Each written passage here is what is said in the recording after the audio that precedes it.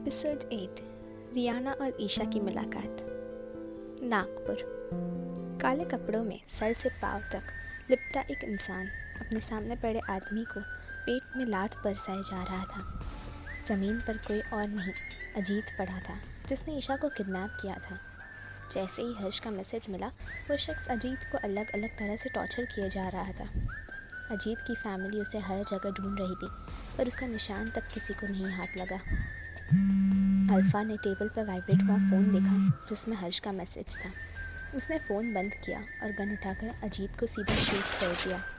वो कुछ गार्ड्स के साथ वहाँ से निकल गया। मुंबई। नाश्ता करते हुए ही ईशा ने पूछा, वो दूसरे अंकल कहाँ गए? उसे काम था तो वो सुबह ही चला गया, लता ने जवाब दिया। तो ईशा फटाक से, इतनी सुबह कौन सा काम होता है? और उन्होंने तो नाश्ता भी नहीं किया। आप डांटती नहीं हैं क्या उन्हें? मम्मा तो मुझे बहुत डांटती है जब बिना नाश्ते किए कॉलेज जाने लगती हूँ। लता और अभिनव हंसने लगे और आकृति सिर पीट लिया। उसने कहा, बेटा अंकल को बहुत काम होता है इसलिए वो चले गए। ये क्या बात हुई? ऐसे थोड़ी ना चलता है। वो खुद में बड़बड़ाने लगी। लता ने मुस्कुराते हुए कहा, ठीक है फिर कल हम मिलकर उसे डांटेंगे और नाश्ता करा कर ही भेजेंगे। ईशा सोचते हुए, उसके लिए तो मुझे जल्दी उठना पड़ेगा। कोई बात नहीं, सुबह सुबह उठना अच्छी बात होती है। उसकी बातों से आज घर में पहली बार इतनी हंसी खुशी वाला माहौल था। नाश्ता करने के बाद सब उठने को थे, तभी अभिनव ने कहा, अकी हम बाहर जा रहे हैं, जल्दी से रेडी हो जाओ। आकृति ने उसे सवालिया नजर से देखा और पूछा, कहाँ? कुछ ज़रूरी बात है, हर्ष ने ऑफिस बुलाया। अभिनव ने उसे इशारे से समझाकर जवाब दिया। लता भी समझ गई थी, इसलिए उन्होंने फ़ौरन कहा, तो फिर ईशा और मैं शॉपिंग पर जाएंगे, ठीक है ना? ओके बेबी, मैं अभी जाकर रेडी होती हूँ, उसने कहा और अपने कमरे की तरफ भागी। बाकी सब भी उठ गए। आकृति और लता पर जाकर अपना सामान ले आई। तब तक अभिनव नीचे ही वेट कर रहा था और आकृति के आते ही वो निकल गए। कुछ देर बाद ईशा नीचे आई और लता के साथ घर से बाहर निकली ही थी कि तभी बहुत सारे गार्ड्स उनके सामने आकर खड़े हो गए। मैम, हमें सर ने साथ जाने के लिए कहा है, उनमें से एक ने कहा। लता मुंह बिगाड़ते हुए, ये हर्ष भी ना? वही उनके साथ इतने लोग आएंगे ये जानकर ईशा का सर ही चकरा गया। दोनों की गाड़ी में बैठते ही उसी गार्ड को हर्ष का कॉल आया। उसने बहुत डरते हुए फ़ोन उठाया तो हर्ष ने सामने से कहा, कोई लापरवाही नहीं चाहिए, मुझे तुम्हारी हर मोमेंट की खबर होनी चाहिए और ईशा जिस भी चीज़ को हाथ लगाए वो उससे पहले उसके कमरे में पहुंच जानी चाहिए। हर्ष के फ़ोन काटते ही गार्ड ने चैन की सांस ली और गाड़ियाँ रास्ते पर चल पड़ी। कुछ ही देर में वो एक मॉल के सामने आकर रुके। दोनों के बाहर आते ही सभी गार्ड्स ने उन्हें पूरी तरह से कवर कर लिया। ईशा बहुत एम्बरेस फील कर रही थी क्योंकि वहाँ आए सभी लोग उन्हें ही देख रहे थे।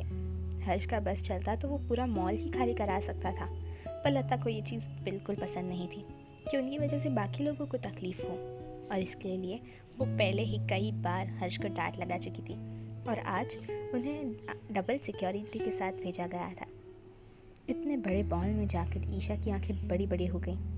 हर चीज़ को वो ध्यान से देख रही थी और लता ईशा को उसका हाथ पकड़कर वो उसे ऊपर गर्ल्स सेक्शन में ले गई। ईशा को ड्रेस सेलेक्ट करने का कह लता अपने लिए साड़ियाँ देखने चली गई।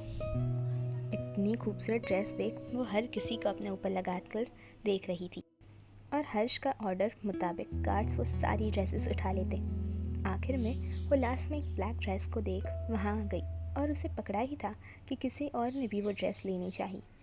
दोनों की नज़रें आपस में मिली और दोनों एक दूसरे को खा जाने वाली नज़रों से देख रहे थे क्योंकि उस ड्रेस का सिंगल पीस बचा था। ए बच्ची, छोड़ इस ड्रेस को, तुम दूसरा कुछ ले लो, उसने बहुत अकड़ के साथ कहा। मैं क्यों दूसरी देखूं? आप ही देख लो, और वैसे भी ये ड्रेस पहले मैंने पकड़ी है तो मुझे यही चाहिए। ईशा भी कहाँ पीछे रहने वाली थी, उसने भी उसी तरीके से जवाब दिया जिससे वो लड़की का ईगो हर्ट होने लगा। जानती भी है मैं कौन हूँ और तू किससे बात कर रही है?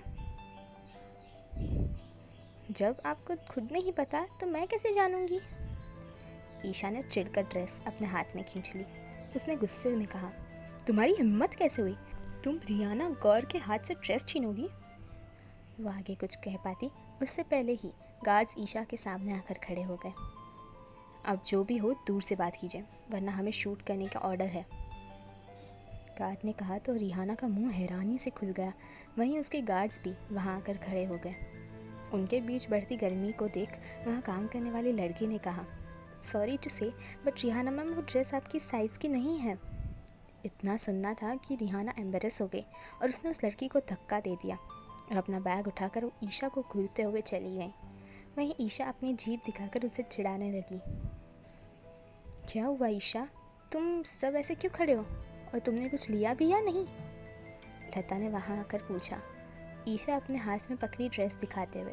हाँ, मुझे ये बहुत पसंद है, जब मैं आपके साथ घूमने जाऊंगी तब इसे पहनूंगी।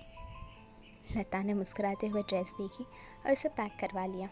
उसके बाद उसने ड्रेस से मैचिंग सैंडल भी खरीदे और कैफ़े में जाकर कॉफ़ी पीने बैठी। वहीं रियाना अपनी गाड़ी में गुस्से से पागल हुए जा रही थी। उस बच्ची की वजह से आज सुपर मॉडल रिहाना की इतनी बेइज्जती हुई, और अगर गलती से भी कहीं मिली ना तो जान ले लूँगी उसकी। सामने बैठी उसके असिस्टेंट ने पूछा, मैम कहाँ जाना है? रिहाना बिगड़ते हुए, क्या मतलब कहाँ जाना है? कपूर इंडस्ट्री चलो। असिस्टेंट के इशारा करते ही ड्राइवर चल पड़ा। कपूर इंडस्ट्री। हर्ष अभी एक मीटिंग अटेंड कर आया था और आते ही सबसे पहले उसने लैपटॉप खोलकर ईशा को देखा। सारी थकान उसका खिला हुआ चेहरा देखकर ही ख़त्म हो गई। तभी डोर पर किसी ने नॉक किया। हर्ष ने लैपटॉप बंद किया और कम इन कहा। सामने अभिनव और आकृति थे। हर्ष अपनी जगह से खड़ा हुआ। मामू, मिस यादव प्लीज़ आइए। उन्हें लेकर वो सोफ़े की तरफ चला गया और अक्ष को कॉफ़ी भिजवाने के लिए इशारा किया। एक सोफ़े पर हर्ष बैठा और सामने आकृति और अभिनव। आकृति के हाथ में फ़ाइल थी जिसे वो हैरानी के साथ पढ़ रही थी और अभिनव प्यार से उसे देख रहा था। आकृति ने थोड़े गुस्से में कहा, अभी व्हाट इज़ दिस? आगे की कहानी जानने के लिए सुनिए लव यू अंकल, सिर्फ और सिर्फ अल्फाज़ों के सफ़रनामा पर।